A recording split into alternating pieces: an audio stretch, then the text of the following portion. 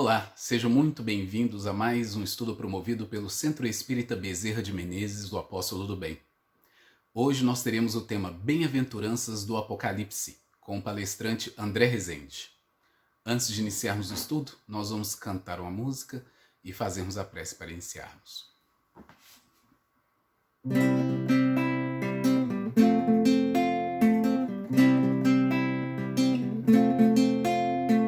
Olha o mundo à tua volta, mas não se esqueças de ti.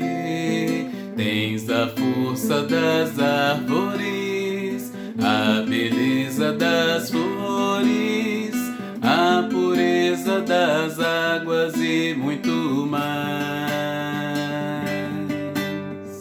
Tu tens a importância do sol e o encanto da lua, a liberdade dos pássaros, o poder das sementes, a fluidez dos ventos e muito mais. Tu és mais que matéria, que atração e sensação, que instinto e mecânica, não ignores a força que nos faz especiais.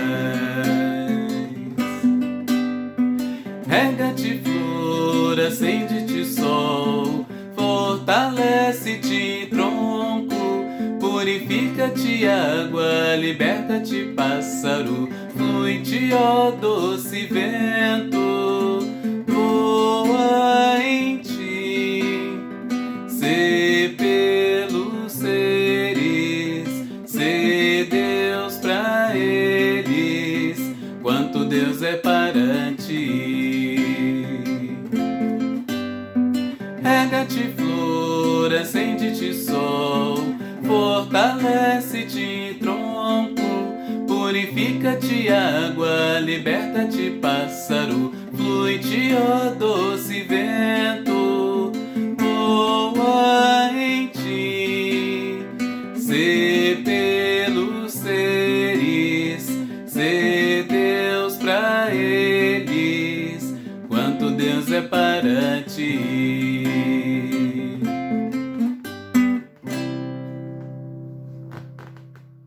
Querido Mestre Jesus, amigos espirituais,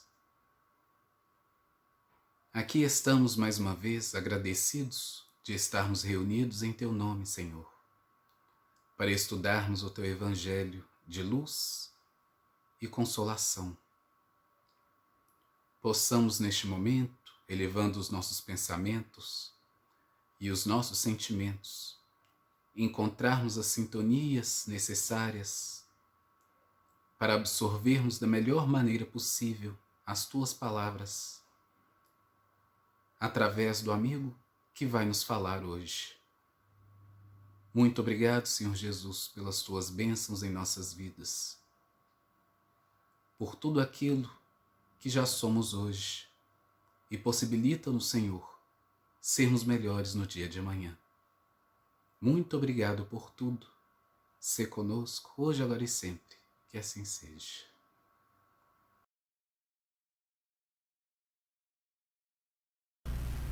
Olá, vamos trabalhar hoje um tema que está contido no livro do Apocalipse, que se chama As 7 Bem-aventuranças do Apocalipse. Muitos de nós reconhecemos só as bem-aventuranças lá no Evangelho de Mateus, no capítulo 5. Mas, na realidade, o Apocalipse também tem esses 7 passos de felicidade para o ser que passa por lutas maiores e se habilita a novas propostas evolucionais. É uma forma interessante, porque muitas vezes o Apocalipse, na visão das pessoas, é algo trágico, algo que leva a um futuro, muitas vezes, turbulento, conflituoso. E a nossa visão no dia de hoje é tentar falar de forma sucinta, pelo menos para despertar a curiosidade das pessoas na leitura do livro do Apocalipse e no entendimento desses valores também de felicidade dentro das dores e das lutas e dos sofrimentos contidos muitas vezes na atualidade e há 2000 anos atrás. Quando nós observamos a literatura apocalíptica não só é o livro do Novo Testamento chamado o Apocalipse, escrito por João na ilha de Patmos, lá para o ano 90 a 100, sob o império do imperador romano Domiciano, e aí muitas das imagens criadas por João, com auxílio dos seus auxiliares diretos que atuavam na comunidade joanina, constroem esse texto em oposição muitas vezes ao que eles estavam vendo na situação social de época. Mas os livros apocalípticos, sejam os do Antigo Testamento, e aí a concepção de Daniel também tem figuras, alegorias e imagens que buscam essa confrontação do fim dos tempos também, da chegada de um filho do homem que vem mudar as eras. E essas literaturas são muito construídas num grupo social em que há muitas dificuldades econômicas, muitas dificuldades no campo da política, de opressão, de dor, de sofrimento, de fome, de carestia. E aí a única esperança para esses seres que estão vivendo ali a época de João Evangelista e um pouco para trás é a chegada de tempos novos, chegada de novas possibilidades evolucionais, porque vem uma falta de sentido em sua existência, uma falta de sentido baseada muito porque a passagem deles pelo planeta estava muito condicionada a essas dores e sofrimentos maiores. Elas vão tentar entender como é que funciona esse estado de felicidade, estando na turbulência. Apocalipse, então, um tipo de literatura que mostra e incita no ser a chegada de novos tempos, um marco de transição, uma transformação. O Evangelho de João complementa alguns fatores do Apocalipse de João, mostrando também essas leituras mais simbólicas.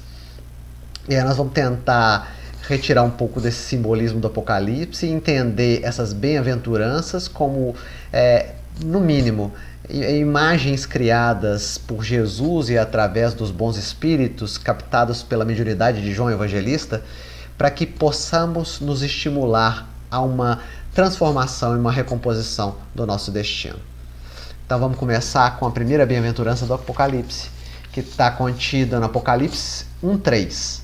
Bem-aventurado aquele que lê e os que ouvem as palavras desta profecia e guardam as coisas que nela estão escritas, porque o tempo está próximo. E como eu disse, naquele movimento de vida 2000 anos atrás, de dificuldades junto ao Império Romano, de opressão, de lutas e dores, tormentos maiores, a escrita de um livro como Apocalipse complementa toda uma jornada, todo um périplo que começa ali nos primeiros movimentos com Abraão, em que a concepção monoteísta é forjada em um povo, transformado anos após, alguns séculos depois, no trabalho de Moisés, na libertação do povo de Israel junto ao Egito. Um processo de libertação que também quer conformar um grupo para receber uma herança futura. A herança futura, e nesse encaminhar evolutivo e histórico, chega na revelação segunda, a partir de Jesus e seus ensinamentos. Uma mensagem agora vinculada nas bases do amor. O povo que já tinha um aprendizado da lei de justiça, em que Deus Pai Todo-Soberano dava aos justos um local privilegiado no pós-morte e punia os iníquos, agora com Jesus é um Pai que acolhe, é um Pai que, sim, faz essas diferenciações, mas por determinações evolucionais, oferta possibilidades evolutivas novas para aqueles que sofrem, oferta possibilidades evolutivas novas para aqueles que cometeram muitos equívocos. E aí é o Pai que acolhe, que trata com amor, com carinho, com afeto. E aí, na mentalidade de época, surge um grande dilema, uma grande perspectiva de diferenciação dos campos do amor e da justiça, e uma tentativa de conciliação desses dois campos. Será que dá, e aí na visão do cristianismo primitivo, para conciliar uma visão da justiça, do justo que luta diante das leis, luta pela igualdade social, pela justiça social no planeta Terra há 2000 anos? Será que dá para encaixar esse discurso de lei com o discurso de amorosidade, de acolhimento, de fraternidade universal? E aí surgem esses ditos apocalípticos. E aí a primeira bem-aventurança do Apocalipse é aquele que lê, ouve, né? E guarda os ensinamentos dessa profecia. A leitura e a escrita na época de Jesus eram para poucos. Alguns poucos escreviam, uma quantidade maior lia. E muitas vezes esse período de leitura que acontecia na sinagoga ou nas comunidades cristãs primitivas era um momento solene. Era como se fosse lido os escritos ditos sagrados, e essa comunidade precisava ficar atenta na escuta, porque não sabia ler. Ela precisava receber esses ensinamentos de Jesus, muitas vezes das epístolas de Paulo, muitas vezes do Antigo Testamento, tomando grande atenção para o testemunho desses grandes homens. E esse tipo de leitura e esse tipo de escuta estava muito vinculada nesse processo de autoridade moral. O ser que detém maior autoridade moral fala para a comunidade, né, através dos escritos, através do seu testemunho no passado, e esse testemunho serve para estimular esses novos fiéis e adeptos a um caminho de renovação, a um caminho de reestruturação do seu destino, a um caminho de novas possibilidades em que o amor aparece de forma mais presente, mais pujante na construção de laços saudáveis na minha vida. E aí, nessa primeira bem-aventurança leitura, escrita, mas ao mesmo tempo também um terceiro verbo, guarda. Guarda em teu coração escrito as leis divinas, para que você possa caminhar ante os desafios do mundo de forma equilibrada, honesta e pacífica. Nós podemos lembrar a questão 621 de O Livro dos Espíritos, que a inscrição das leis divinas universais estão na nossa consciência. E cabe a nós, num processo de desvelamento progressivo, através da nossa passagem como agentes individuais no campo da história, do tempo decorrido, nos transformarmos cada vez mais, burilando esse nosso espelho de alma, para que essas leis superiores apareçam para nós e possamos discernir diante das nossas condutas e comportamentos diante do mundo. Porque muitas vezes, num processo de ignorância, passamos pelo mundo machucando as pessoas. Cabe a nós olhar para dentro de nós, nos observarmos com carinho, sabendo nossas qualidades, nossos defeitos e possibilitando novas explorações no campo das leis superiores, mudando a área do nosso comportamento, a área das nossas atividades diante do campo social, da família, amizades e inimizades. E aí, eu me transformando, acabo transformando também o meu entorno. E aí, por isso, essa necessidade, não só escreva as leis, quando tiver possibilidade de escrever as leis, isso quer dizer, ser um representante mais direto desse trabalho junto à divindade, mas também, na hora da escuta, entenda a escuta, compreenda o que está escutando. Para quê? Para que possa guardar junto de si e utilizar da melhor forma possível no campo terrestre. Nós temos para isso o testemunho do Espírito André Luiz no livro Nosso Lar. O Espírito André Luiz, num processo de obliteração da visão, se torna cego diante das coisas mais espiritualizadas quando está no umbral. Quando, por sua passagem no umbral, recebe o auxílio contínuo do ministro Clarencio, mas não observa, não consegue ver esse auxílio. E aí a necessidade de, a partir de um campo de dor e sofrimento, esculpindo dentro dele, abrindo um sulco dentro dele, onde possa entrar a semente do amor para ser germinada, para ser cultivada no tempo.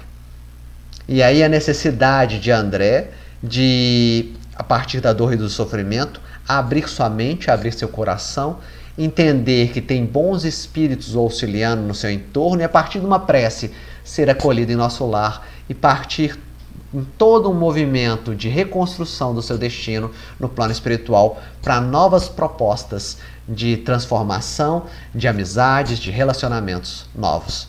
E aí essa primeira bem-aventurança do Apocalipse nos traz essa mensagem de leitura, entendimento, compreensão das leis superiores, compreensão das leis divinas, como diz lá a partir da 614 do Livro dos Espíritos.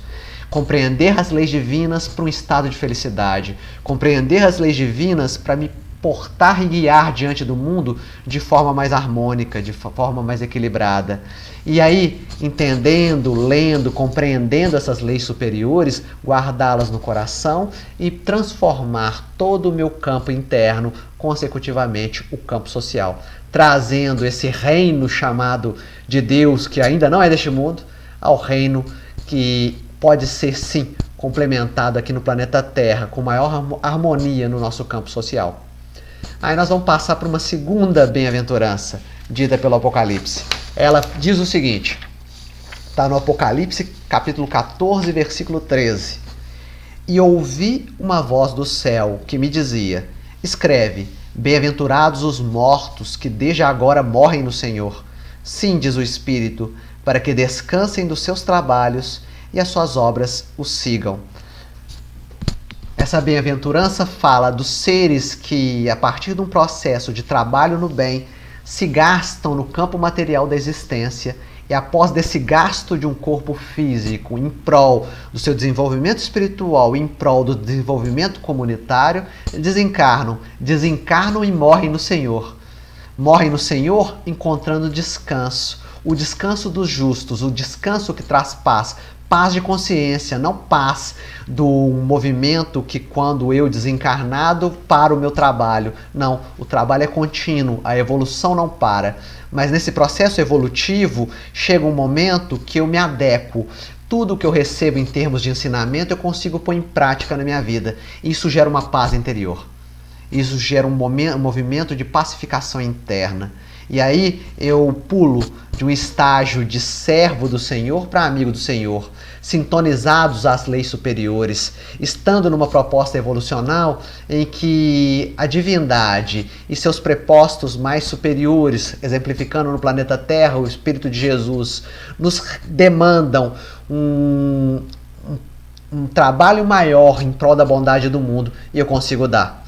E aí a necessidade e a formação de uma imagem mental por João Evangelista, a partir das suas visões lá na ilha de Patmos, do que era demonstrado para ele no campo espiritual, da distinção mortos e vivos. E aí nós temos que lembrar que nos evangelhos, mortos e vivos têm uma distinção específica.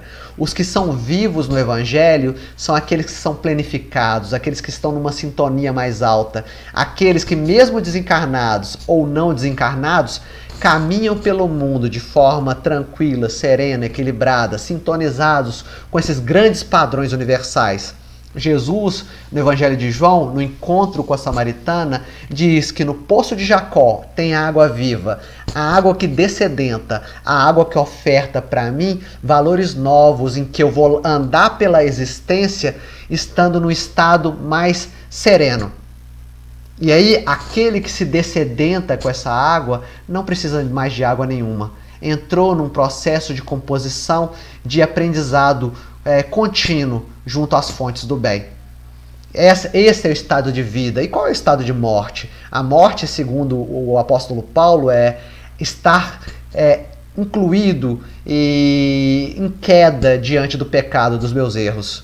Aquele ser que cultiva os erros na sua existência num processo de recalcitrância, não estou falando do erro construído num processo evolucional normal em que o ser erra, aprende e continua caminhando e experimentando coisas novas para que construa um futuro espiritual pródigo. Não estou falando desse equívoco, não. Estou falando do equívoco daquele ser que erra, continua errando no mesmo processo, em ciclos contínuos. Muitas vezes, erro no campo da sexualidade, erro no campo das vaidades, erro no campo do orgulho, das cobiças, dos egoísmos. E cada vez mais eu cometo o mesmo erro. Os mesmos gatilhos que fazem com que eu caia, as mesmas tentações que fazem com que eu me perca na existência. E aí a nossa necessidade de nos observarmos. Nós estamos, na nossa passagem por esse planeta Terra, vivos ou mortos. Caminhamos nesse grande projeto evolucional que começamos na nosso nascimento e vai terminar, principalmente essa etapa, durante a nossa morte, para depois começar outras etapas. Como nós andamos caminhando? Somos zumbis, mortos-vivos, utilizando utilizando esse implemento corporal, mas ainda investindo em valores da matéria de forma exagerada e apegada, que é o principal equívoco que nós cometemos, não nós não determos, não nós nos utilizarmos das posses materiais, mas o nosso grande problema é o apego e a morte diante dos bens materiais. Se eu sofro diante da falta material, se eu sofro diante de um bem não conquistado, é um apego, uma escravidão que eu tenho diante desses bens. E aí, eu acalento dentro de mim um estado de morto ou de vivo? Eu busco um caminho de vivência verdadeira no campo do cristianismo, e vivência verdadeira no campo do cristianismo é receber os ensinos do Cristo de amor, de caridade, de compaixão, de bondade, de paciência, e não só achá-los bonitos, mas sim pensar neles, refletir, entender o quanto dá conta de implementar no campo da vida, e entendendo o quanto dá conta de implementar no campo da vida, colocar mãos à obra, fazendo um pleno ajuste de cérebro, coração e mãos, numa composição do espírito encaminhada no planeta Terra, utilizando um corpo físico, trabalhando por seu desenvolvimento espiritual. E aí temos essa distinção, mortos e vivos. E a necessidade mesmo de estarmos vivos na nossa caminhada evolucional, trabalhando em prol da obra do Cristo, a obra de transformação desse planeta, a obra de nossa transformação, para que na hora do nosso desencarne possamos ter um desencarne agradável, um desencarne como nos relatos de Allan Kardec, principalmente na Revista Espírita, daqueles componentes que participavam da Sociedade Espírita de Estudos lá em Paris, junto a ele, que mesmo no seu desencarne, já na hora do seu enterro, já conseguiam dar uma comunicação espiritual, porque estavam lúcidos do outro lado da vida. Estavam tranquilos, serenos, equilibrados. Eles entendiam já a proposta evolucional, entendiam que o que tinha acontecido com eles era uma mudança, uma transição que abria para novos campos de vida que buscam o infinito, buscam um trabalho de regeneração a partir de uma construção íntima lá nos planos espirituais. E essa é a segunda bem-aventurança. Vamos vivenciar o nosso estado de vida junto ao Cristo, e essa vida junto ao Cristo me traz felicidade. Esse caminhar junto a Jesus e seus valores traz uma felicidade interna que me vivifica. E, se morto, a morte junto ao Cristo, a morte que é o desencarne da matéria, a destruição do meu campo material, mas uma reconstrução em corpo espiritual, um estado de plenitude lá no mundo dos espíritos. E aí temos uma terceira bem-aventurança, que diz o seguinte, Apocalipse 16:15. Eis que venho como ladrão. Bem-aventurado aquele que vigia e guarda as suas vestes, para que não ande nu e não vejam as suas vergonhas. E aí a nossa construção de vigilância e prudência quanto ao nosso corpo perispiritual. Bem-aventurado aquele que toma conta de suas vestes. Que vestes são essas? São as roupas que eu uso aqui agora, materializadas, de algodão, de lycra, de qualquer tecido? Não, não. As vestes no ensinamento, principalmente do Novo Testamento, as vestes são as composições do nosso perispírito. E aí, lá no livro A Gênese, no seu capítulo de número 14, quando trata dos fluidos, Kardec constrói uma afirmação de como construímos vestes adequadas para entrar nos ambientes que precisamos para a nossa evolução espiritual. As vestes perispirituais são construídas por nós mesmos, a partir do nosso campo interno, do campo da nossa moralidade, dos nossos pensamentos, dos nossos sentimentos. E cabe a nós, cada dia mais, não só aprender aqui de forma instrutiva, entendendo os valores que a doutrina dos espíritos tem a nos oferecer, possibilidade de reencarnação, imortalidade da alma, vida no mundo espiritual, não só entender esses princípios fundamentais, esses princípios doutrinários, mas tentar transformar o nosso plano interno a partir de uma compreensão mais ampliada. Tentar metabolizar esses valores e retirar reflexões preciosas para o nosso campo moral. Entender que a reencarnação nos coloca a par com o relacionamento e convívio com diversos seres, não só os seres encarnados nessa existência, mas seres que foram encarnados e me conheceram nas outras, que muitas vezes estão encarnados em outros lugares agora, seres que estão no plano espiritual, nos conhecem profundamente, mas nós não lembramos dele aqui no plano físico. E aí se amplia esse princípio doutrinário, e o trabalho de entendimento desse princípio doutrinário faz com que nós nos entendamos a partir dessas nossas vivências e nos trabalhemos de forma moral, entendendo que há responsabilidades uns com os outros, há responsabilidade no campo do carinho, do afeto, da moralidade, de dar ao outro o que eu gostaria que fosse dado para mim. E aí essa veste minha vai se transformando no tempo. Muitas vezes uma veste que num primeiro momento está suja, né? Cheio de viciações morais, como eu disse, do egoísmo, do orgulho, das dificuldades maiores, da cobiça, dos ciúmes, do egoísmo, da inveja. E aí eu tenho que retirar essas marcas, lavar essas vestes de alguma forma, transformando essa atmosfera espiritual que está no meu entorno. E aí o livro A Gênese fala sobre isso. Quanto mais eu me transformo moralmente, quanto mais eu consigo implementar novas propostas evolutivas, mais os fluidos que compõem meu perispírito se transformam. Mais esses fluidos que, num primeiro momento, podem ser malsãos, no dizer do livro A Gênese, podem se transformar em fluidos bons. Fluidos até que podem servir no processo da mediunidade de cura, no processo da fluidoterapia, ofertando junto aos amigos desencarnados e junto aos fluidos colhidos na natureza, elementos propícios para aqueles que estão adoentados. E aí nós vamos transformando essa veste nova nos dá possibilidade de entrar em ambientes melhores, para sermos instruídos por novos instrutores, melhores que os anteriores, para nos trabalharmos, não parando essa grande cadeia de evolução do ser. A parábola de Jesus sobre o festim de bodas fala sobre isso.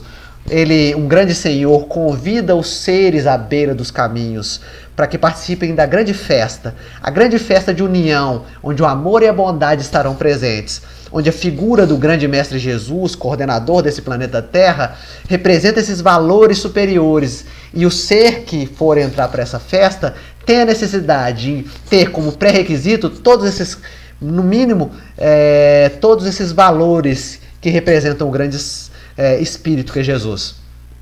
E aí nessa nossa caminhada evolucional e na parábola das bodas, é recolhido esses seres nos caminhos e é levada para essa grande festa. Nessa grande festa, que também é uma representação em termos de evangelho do fim dos tempos, desse processo escatológico de separação bons e maus, dos sinais dos tempos, como diz lá a última parte do livro A Gênese de Kardec, é avaliado com qual veste eu fui. A minha veste já está adequada para esse novo planeta que vai se transformar na Terra? A minha veste está adequada para compartilhar com esses seres mais avançados que eu estou conhecendo? Eu, a partir do conhecimento da doutrina dos espíritos, já me coloco numa situação moral em que me abro a novas possibilidades evolucionais a partir do aprendizado novo, junto a novos instrutores? Se nós formos observar no encaminhamento do espírito André Luiz através de todas as suas obras, nós vemos que ele parte sempre para propostas mais elevadas de aprendizagem e instrução. Ele começa como um neófito, como um aluno, muitas vezes não sabendo o que está fazendo, lá no livro Nosso Lar, no livro Mensageiros. Mas chega no livro Sexo e Destino, ele já coordena um campo de trabalho, ele já coordena outros trabalhadores. O orientador maior, que é Félix, fica à distância, porque já entende que André Luiz tem possibilidade de entender aquilo que está acontecendo no plano terrestre e auxiliar as pessoas que estavam necessitando. E aí, a nossa necessidade de transformarmos a nossa veste para cada vez mais encaminharmos a nossa evolução nesse universo. Vamos partir para outra bem-aventurança, que é a do Apocalipse 19:9. E disse-me, escreve, bem-aventurados aqueles que são chamados à ceia das bodas do Cordeiro. E disse-me, estas são as verdadeiras palavras de Deus. Então o ser que é bem-aventurado porque tem vestes apropriadas na bem-aventurança anterior, chega no momento que que está já, a partir dessa proposta de muitos os chamados e poucos os escolhidos, a permanecer na festa do Senhor, a permanecer nesse orbe aqui chamado planeta Terra, no mundo de regeneração, se a gente for pensar no contexto sociológico maior, mas ao mesmo tempo também há um tempo propício de minha entrada interna numa ceia superior, numa proposta e numa nova possibilidade de ascender evolutivamente. Exemplificando, muitas vezes eu não tenho a virtude da paciência. Eu perco minha paciência com todo mundo e agrido a todas as pessoas que acabam me ofendendo. E aí, a partir de um processo de aprendizagem, a partir da leitura de obras como de Emmanuel, de André Luiz, Joana de Ângeles, as obras de Kardec, eu entendo da minha necessidade de paciência, de ter uma espera tranquila, serena, equilibrada e em paz, para que a vida flua de forma mais harmônica para mim. Entendendo isso de forma instrucional, parto para a vida no exercício, na provação, na transformação do meu ser interno. Nesse processo de transformação, no primeiro movimento de vida, eu vou me sentir travado. Eu não vou continuar não tendo paciência, mas na mente já vai vir a mensagem. É necessário ter paciência. Se alguém me agride, me ofende, se eu estou muito tempo na fila esperando, vai vir à minha mente aquela vozinha. É necessário que eu tenha paciência. E aí eu vou me construindo um ser paciente. Eu vou me estruturando como um ser paciente. Para quê? Para ter a possibilidade de entrar numa ceia nova. Não mais a alimentação do meu passado espiritual. E aí nós podemos utilizar como exemplo a imagem criada por Emmanuel no prefácio do Vinha de Luz. Seres que se alimentam de carniças, como os abutres, e seres que se alimentam do pólen, como as borboletas e as abelhas. Nós queremos ser seres que se alimentam do pólen, não seres que se alimentam da carniça materializada. E aí nós ascendemos e transpomos diversas dificuldades, entendendo que essa nossa alimentação do passado, de cólera, agressividade, não ter paciência, tem que ser transformada para uma alimentação de equilíbrio, de pacificação, de plano interno voltado para a construção de novos relacionamentos em paz, em harmonia. E aí eu consigo, além de ter a veste, entrar nas bodas. Entrar nas bodas e participar das bodas de forma plena. Aquele que está junto das bodas, no mínimo, é íntimo do dono da festa.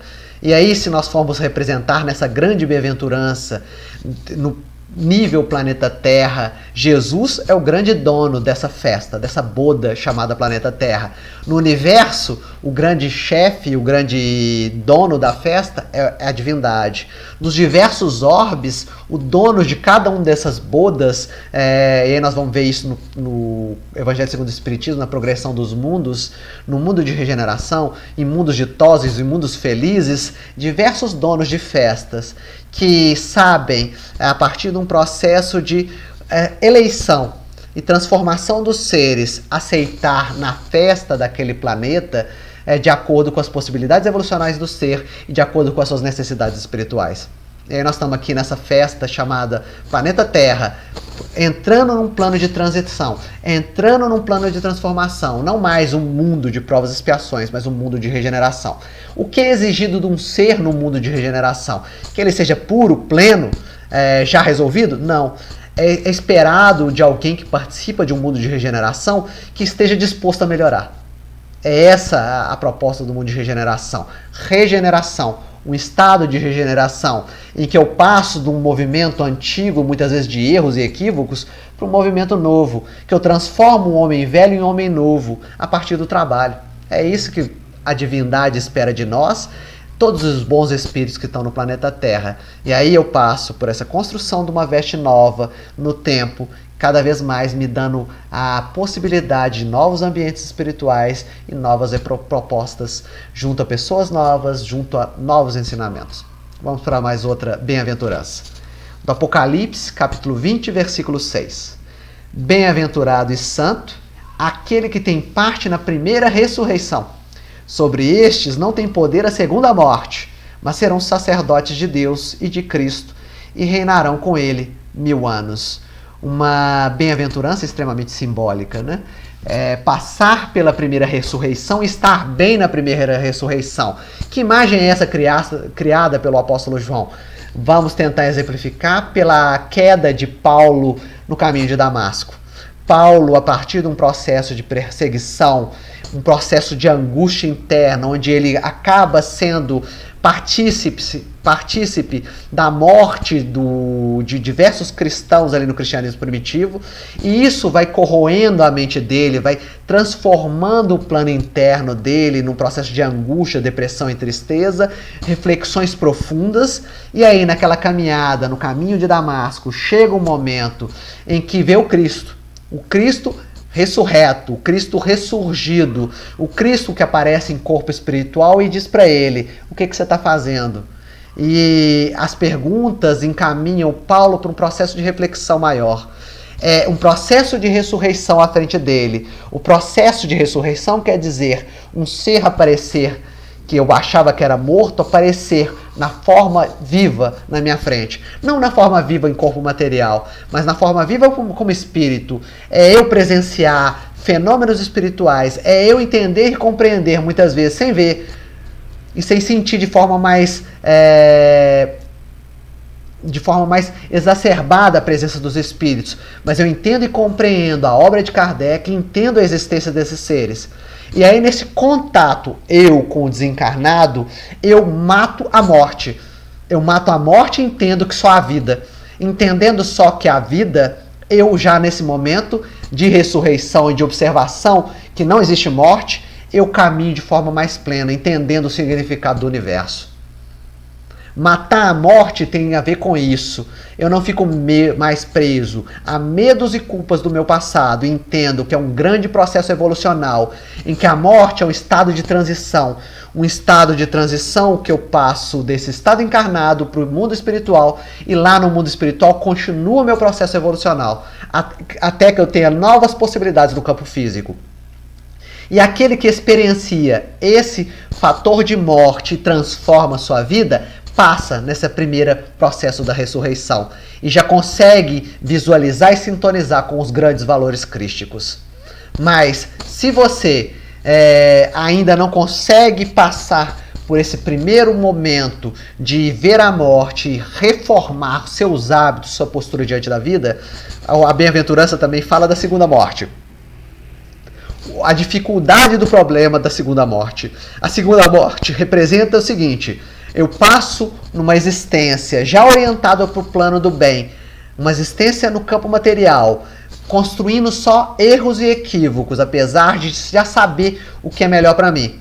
Desencarno e continuo lá no plano espiritual, num estado de alienação, de ilusão e de não querer acordar para os valores mais superiores desse universo. É o estado da alegoria da caverna, do ser que está lá dentro da caverna e não quer sair. Que aquele que foi iluminado, saiu para fora da caverna e viu um mundo gigantesco lá fora, em que o sol esplendia de forma plena, vem à caverna de novo, a partir de um processo missionário, trazer a mensagem em que eu devo fazer um esforço de tentar olhar para a realidade, não para sombras projetadas, e tentar fazer numa perspectiva cada vez mais gradativa, no processo das revelações, sair dessa caverna. E eu, no meu estado de ilusão, prefiro a segunda morte. Eu já sei da minha necessidade de sair da caverna, eu já sei da minha necessidade de iluminação, eu já sei que há amigos espirituais que podem me auxiliar para que eu faça isso, mas eu escolho de forma consciente me manter nas minhas viciações, no meu círculo vicioso, nas minhas tendências do meu passado. Quantos de nós ainda somos presos por essas linhas do desejo infrene, né? Quantos de nós são ainda presos a esses desejos que nos buscam nesse processo de evolução espiritual, que passamos do estado de animalidade para o estado de humanidade, e ainda somos muito apegados, presos e escravizados às viciações no campo da sexualidade, da gula, da cobiça, do poder. E perdemos a nosso timing espiritual, nosso momento certo, nosso tempo propício. É porque É por isso que nas imagens colocadas das bem-aventuranças tem sempre esse tempo de prontidão, esse momento adequado, esse momento de saber que é hora de evoluir. Não ficar preso naquele ponto ótimo que eu atingi, muitas vezes até no progresso espiritual ou mesmo no progresso material, mas entender que a vida é infinita, a vida é progresso contínuo e se colocar numa busca contínua de aprendizado e transformação. E aí essa bem-aventurança que é, a partir desse choque de olhar a morte, de olhar um ser que aparece depois da morte, para mim, entender que há valores superiores em todo o universo. E aí vamos para outra bem-aventurança, que fala o seguinte: eis que presto venho, bem-aventurado aquele que guarda as palavras da profecia deste livro. Essa bem-aventurança fala da nossa grande caminhada evolucional. Na questão 115 de O Livro dos Espíritos, a afirmação que começamos simples e ignorantes.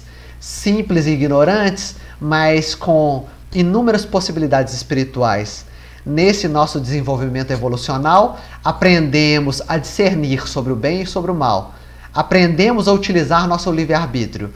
Se ainda cultivamos o mal na nossa existência, é por um processo, muitas vezes, de recalcitrância. Um processo de investimento nos valores inferiores da vida. Eis que presto venho. Esses valores superiores aparecem a partir das oportunidades evolucionais. Oportunidade evolucional que pode estar presente agora, durante a pandemia. Eu dentro de casa, junto ao meu grupo familiar, na perspectiva de construir elementos de harmonia, de perdão, compreensão e tolerância ampliadas junto ao grupamento familiar. Muitas vezes eu sou aquele que está junto à casa espírita e não sou compreendido entre os meus dentro de casa. É o momento de ofertar a esses seres a minha vivência, o meu exemplo, a minha vida diária. Não só a minha fala, muitas vezes descoordenada aos meus atos e meus gestos diante da vida. Não.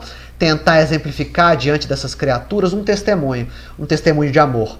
Um testemunho de amor que toca no tempo e semeia o campo do espírito. Semeia o campo do espírito numa semente de amor e harmonia que vai medrar e vai crescer no momento certo. E para isso nós temos que lembrar, a partir da questão de número 100, sobre a classificação dos espíritos.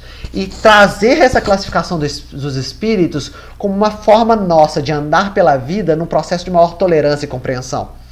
Tentar entender que todos nós somos espíritos imperfeitos. Todos nós ainda, eu acho que nós no estado de neutralidade, ainda vinculados muitos a partir de um processo de indução, muitas vezes no estado de mal ou no estado de bem. Mas muitas vezes aqueles que caminham junto de nós no planeta Terra estão sim no estado ainda da leviandade, da alimentação dos processos difíceis do mundo, no estado de impureza total, ainda no estado mesmo de pura maldade, em que gosta mesmo e tem prazer de fazer o mal para os outros. E aí quando nós recebemos essas pessoas nas nossas casas, a nossa necessidade, eis que preste venho, e quando eu venho, eu, o Cristo, a partir dos meus valores, espero que todas essas palavras dessa profecia tenham sido assimiladas. Toda essa construção intelectual, a partir lá do livro Gênesis do Antigo Testamento, num périplo de quedas, erros, ascensão do povo de Israel, chegando à mensagem de amor do Cristo e chegando aos 4 evangelhos que ensinam normativas de melhoria moral para nós, que cheguem no tempo de vinda do Cristo para mim, no plano interno, eu possa estar pleno e dignificado nesses valores. Porque o tempo do Cristo é único para cada um de nós. Tem os tempos sociológicos que são dados pelos sinais do tempo, numa transição de um planeta de provas e expiações para um planeta regenerado, que muitas vezes nós ficamos encantados com essas transformações sociais, mas ao mesmo tempo não assimilamos que há também o nosso tempo próprio. Um tempo que, representado por as diversas parábolas de semeaduras lá elencadas por Jesus nos diversos evangelhos, nos 4 evangelhos. Por exemplo, a parábola do semeador, a nossa necessidade de transformar o nosso campo interno num campo propício para receber essas sementes de amor e de bondade, para que elas possam medrar no tempo. A parábola do joio e do trigo, que faz com que nós entendamos e discernamos a vida, entendendo o que seja bom, o que seja mal, entendendo o que seja bom, o que seja mal, que possamos cultivar sempre o bem na nossa existência. Uma outra visão também da parábola da semente, em que há um crescimento da semente com o auxílio da providência divina. Nós, como cultivadores do nosso campo interno e cultivamos a semente do amor, mas também necessitados ainda da chuva que alimente essa semente, que ela possa crescer de forma mais tranquila e equilibrada. E aí o tempo vem para nós, o nosso tempo próprio, em que acolhemos essa semente no campo do Espírito e a partir de um processo de cultivo do Evangelho no nosso campo interno e nos nossos lares, vamos nos construindo diante do campo da vida. E nós podemos lembrar da lei do trabalho. A lei do trabalho afirma que trabalho é toda ocupação útil. E ocupação útil que transforma o mundo e me transforma. Trabalho é essa nossa grande habilidade, essa nossa grande possibilidade de transformar os nossos talentos em elementos e produtos que sejam bons para a nossa evolução espiritual e para a evolução do outro que está caminhando com a gente. E quanto mais entramos nessa linha de sintonia com a lei do trabalho, meu pai trabalha até hoje e eu trabalho também, quanto mais eu agrego condições novas de transformação, de recomposição, de observação mais apropriadas do campo da vida, eu cada vez mais entro no tempo próprio. Cada vez mais eu sei quando chega o Cristo na minha vida. Quando chega o Cristo na minha vida e fala para mim, André, hora de pular uma laçada acima. Hora de exercer novos fatores evolucionais. Hora de novas provas. Hora de novas propostas vinculadas a outras pessoas. O que você fez até agora já está construído como base estrutural para que você possa alçar novos voos. E aí é como um ser que se alça com os anjos, né? Que é o simbolismo da asa dos anjos. E aí pro Emmanuel é a asa da sabedoria e do amor que permite ao ser evoluir espiritualmente, entendendo e compreendendo os seres numa linha de leitura da amorosidade, mas também numa linha de sabedoria, de entender e discernir o mundo de forma prática, não só a intelectualidade, mas a intelectualidade utilizada de forma prática, honesta e segura. E aí, esse tempo do Senhor é o tempo correto, é o tempo de renovação, é o tempo de transformação. Como diz o livro Eclesiastes, né? Tempo de nascer e tempo de morrer. Tempo de plantação e tempo de colheita. O nosso tempo apropriado para a nossa evolução espiritual. Agora, né? Agora, para aquele que já tem contato com a revelação dada no século XIX pela doutrina dos Espíritos, o nosso tempo de renovação é o agora. O nosso tempo de transformação é agora, sem falta de esperança, de achar que não está dando certo, com uma perspectiva otimista, serena, uma perspectiva que vê as novas possibilidades e se engaja, apesar de, num primeiro momento, parecer que essas novas possibilidades são muito sofridas, muito difíceis. Carregar a nossa cruz, nos transformando, é um grande desafio existencial. Mas se a divindade investiu em nós para que possamos carregar essa cruz de uma forma tão honesta e sincera, é porque já temos condições de fazer isso. E aí nosso tempo chegou. Nosso tempo de não mais sermos assistidos, mas sermos assistentes da vida. Eu gosto muito da passagem do Cirineu, né? Mesmo Jesus, nos seus processos de caminhada, carregando a cruz, necessita do auxílio de um Cirineu. E se você for estudar a vida desse Cirineu que auxiliou Jesus naquela caminhada lá rumo ao Gólgota, nós vamos observar que os filhos desse Cirineu, mais à frente, se tornam cristãos, se tornam trabalhadores do cristianismo primitivo. Então esse gesto de auxílio junto ao Cristo gerou frutos produtivos em seus filhos. E aí nós entendemos como essa grande lei de progresso, essa grande lei de construção coletiva vem ao nosso auxílio no tempo certo, construindo novas propostas evolucionais. Mas vamos lá para outra bem-aventurança.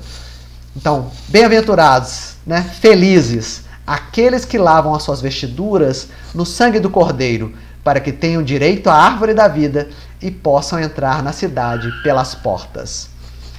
Felizes são aqueles que conseguem lavar as suas vestes no sangue do Cordeiro, né? Tendo a possibilidade de reencontro com a árvore da vida, né? Entrando pela cidade, pelas portas. Símbolos interessantíssimos que dizem o seguinte: feliz é aquele que, a partir de um processo de renúncia e sacrifício, de entender que no tempo certo consegue carregar sua cruz de forma adequada, honesta, equilibrada no campo da matéria, chegando ao plano espiritual, pronto, completo, continuando sua evolução espiritual. E aí cada vez mais eu vou lavando minha veste a partir de um processo de renúncia, a partir de um processo em que eu volto à vida física e recomponho laços quebrados no meu passado espiritual, ódios, animosidades, diferenças, dificuldades, construindo novos relacionamentos saudáveis. E aí cada vez mais minha veste espiritual vai sendo lavado a partir desses testemunhos maiores. Testemunho tremendo que nós podemos observar no livro Renúncia. Como o Espírito Alcione, no primeiro momento, lava suas vestes a partir do sangue do Cordeiro, lá no primeiro livro, onde tem a presença dela, no livro 50 anos depois, como Célia. Como Célia passa por dores, dificuldades, sofrimentos, incompreensões por representar a mensagem do Cristo no planeta Terra, e com isso lava a sua veste, não parando o seu processo de lavar sua veste a partir de uma renunciação, volta depois no livro Renúncia, querendo auxiliar o seu grande amado Carlos.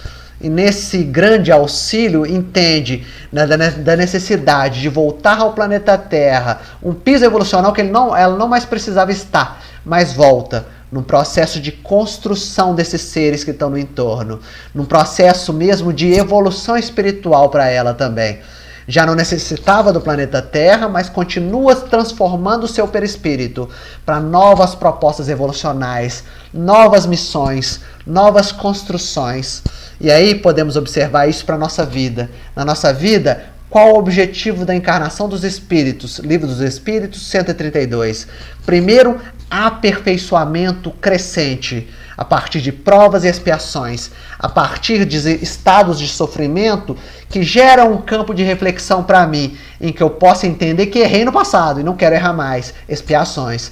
Ou a partir das provações, eu aprendo sobre o perdão e vai chegar um momento na minha vida que eu vou ter que exercer a prática do perdão, uma provação.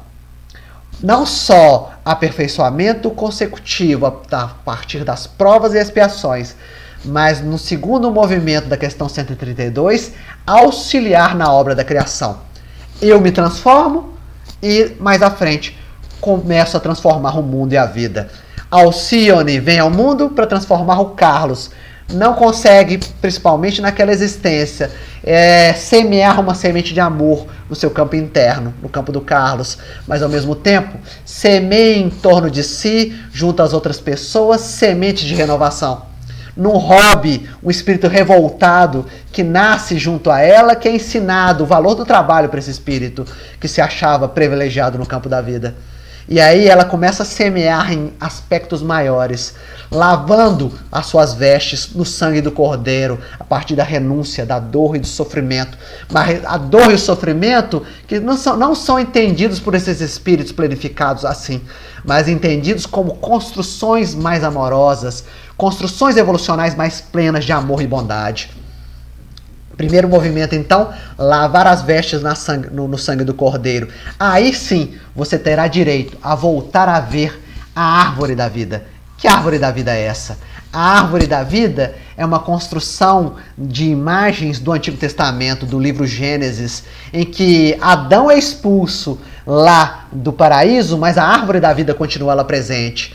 E o grande processo de Adão e Eva é de transformação e reconstrução nos tempos, a partir das múltiplas reencarnações desses grupos e coletividades, para ter de novo o direito para entrar no Jardim do Éden, o jardim pacificado no seu campo interno e poder se alimentar-se da árvore da vida. A árvore da vida é aquele prêmio, aquela gratificação do ser que sai do círculo e do ciclo reencarnatório, não mais inscrito no samsara, nessa lei de retorno ao campo material para experiências diversas, mas não, entra no estado pleno de espírito desenvolvido, não mais com necessidades de encarnação em corpos materiais. Se encarna em corpos materiais, é de auxílio e de missão.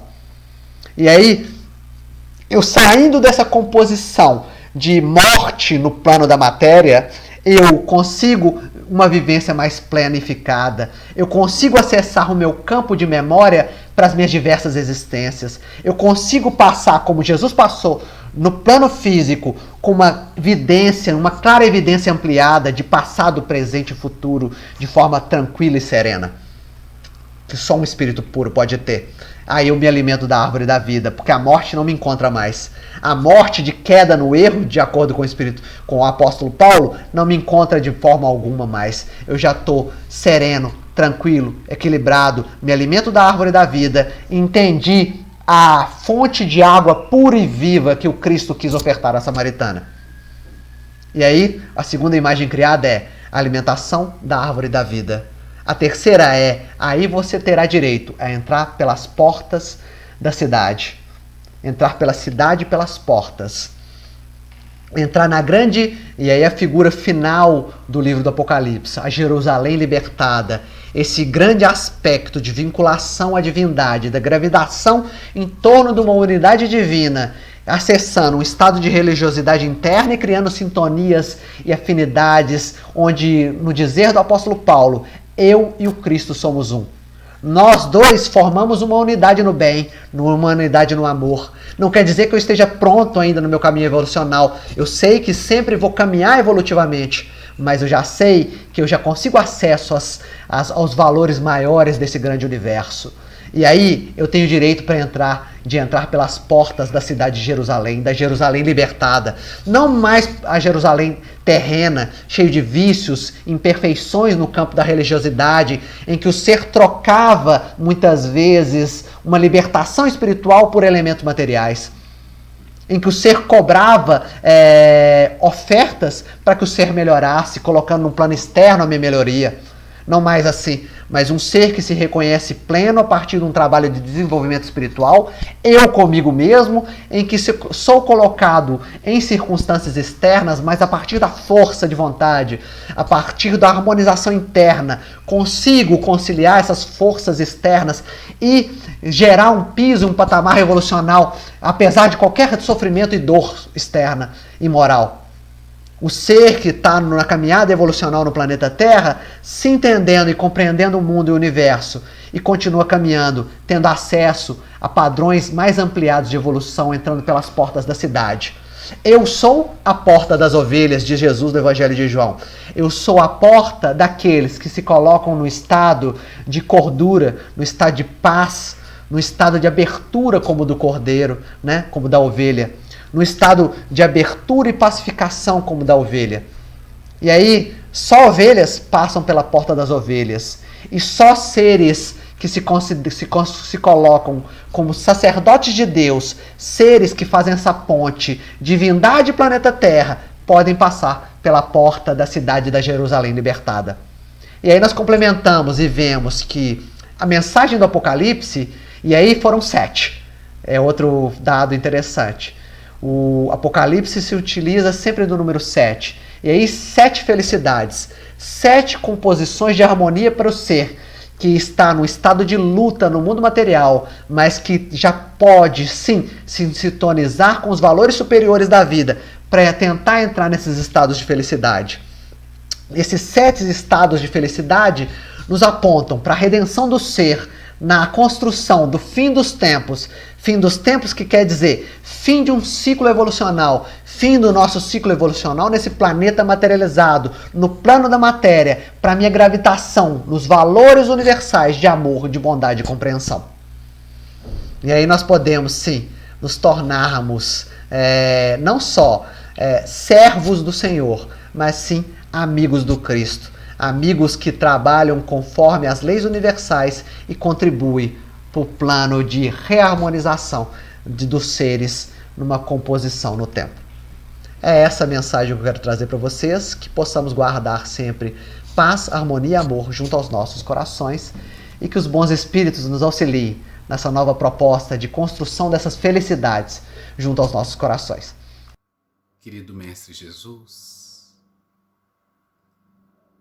nós agradecemos por mais este estudo. Nós agradecemos por essas palavras que nos animam, que nos consolam, que nos confortam o coração, de sabermos que o nosso futuro é, antes de tudo, brilhante, de crescimento, de progresso, de amor, de trabalho, de conquistas constantes, que possamos caminhar com firmeza a cada dia, conquistando as bem-aventuranças em nossas vidas pelo nosso próprio esforço. Muito obrigado, Senhor Jesus, por tudo. Que assim seja.